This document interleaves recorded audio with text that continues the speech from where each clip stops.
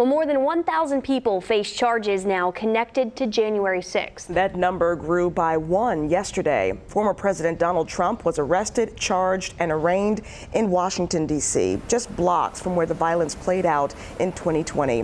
From touchdown to takeoff, he was in D.C. for less than 3 hours. The former president faces 4 felony charges connected to January 6th and a scheme to overturn the 2020 election results. He told the judge he's not guilty, so let's zero in on what played out away from cameras inside the courtroom.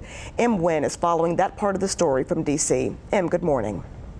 Good morning. It was an intense atmosphere at the courthouse yesterday. Trump's fingerprints were taken and his personal information recorded. He was not placed in handcuffs, nor was a mugshot taken. Special counsel Jack Smith, who led the wide-ranging investigation into January 6th, seen on the far left of this sketch, at times looking at Trump, who at one point stared directly back. If convicted on all charges, Trump could face more than 50 years in prison. This is a persecution of a political opponent.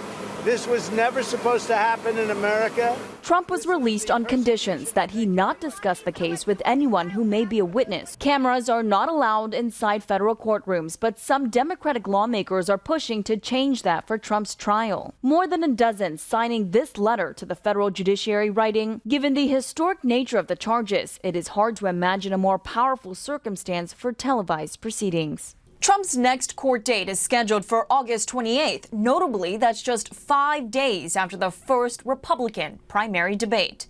Em Nguyen, ABC News, Washington. Em, thank you for that. And last night, Trump posted on Truth Social saying he won't get an impartial jury in D.C. and wants his trial moved to what he calls, quote, politically unbiased West Virginia. So is that possible? Well, the verified team turned to the Constitution and the federal rules of criminal procedure. Both say trials must happen in the place where the crime allegedly occurred. Now, the federal rules of this say that the trial may be moved if the defendant proves they won't get an impartial jury, but that is a high bar to clear. The jury selection process is designed to weed out people who won't use the facts to reach a verdict.